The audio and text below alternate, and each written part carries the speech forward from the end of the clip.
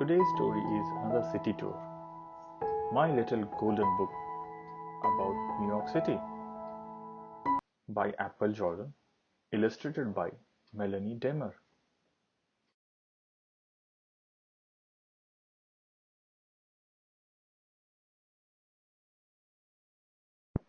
Hi, my name is Poppy the Pigeon, and I live way up here, atop this skyscraper in the middle of the New York City. Some call this place the Big Apple. I call it home. I have flown over every inch of this great city. Come on, I will show you around. Our first stop is Times Square. This place is full of bright lights, neon signs, and lots of people. More than 300,000 of them walk around here each day. That street running through Times Square is called Broadway.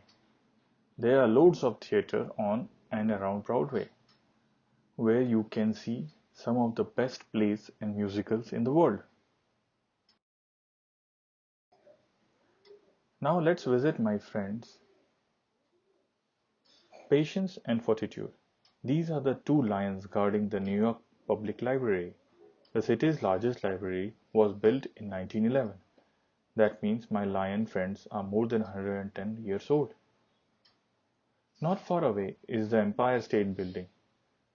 When it was built in 1931, it was the tallest skyscraper in the world. It may not be the tallest building anymore, but you can still get an impressive bird's eye view of the city from the top. I will fly up there to meet you. You can take the elevator. Next stop is Rockefeller Center. In the winter time, people come here from all over the world to get their picture taken in front of the enormous Christmas tree and go ice skating. On the other side of the city, we can take a stroll along the High Line. This unique park was built on an abandoned train line that runs above the city streets. Now let's go down below the city streets and ride a subway train. We can hop on and head to Chinatown, a neighborhood full of outdoor markets and restaurants serving up plates of delicious noodles and dim sum. Yum! For dessert, let's go to Little Italy. Here you will find bakeries with mouth-watering treats like tiramisu, cannoli, zeppoli, and gelato. This sure beats birdseed.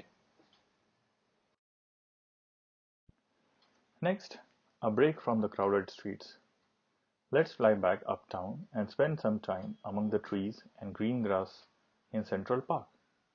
While we are here, we can visit my penguin friends at the Central Park Zoo, ride on the carousel, and take a relaxing boat ride across the lake.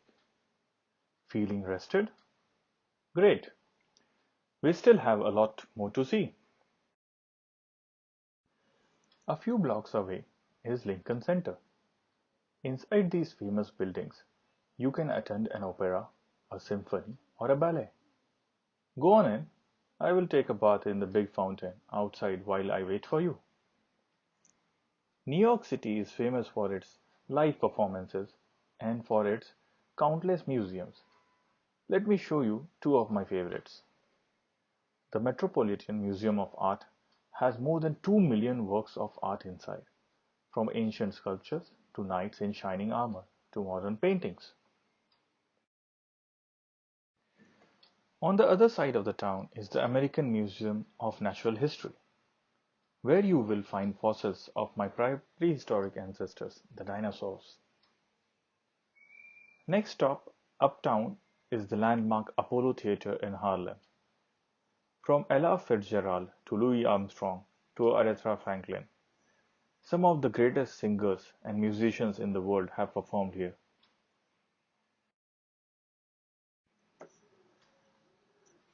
We are not done yet. Let's leave Manhattan and explore the outer boroughs. We can stop and smell the roses at the New York Botanical Garden in the Bronx. See the Unisphere from the 1964 World's Fair in Flushing Meadows, Corona Park in Queens. Ride in the Cyclone roller coaster in Coney Islands in Brooklyn. And take a long ferry to Staten Island to see one of the best views of Statue of Liberty along the way. This giant statue has stood as a symbol of hope and freedom for all since 1886. Just north of Lady Liberty in New York Harbor is Ellis Island.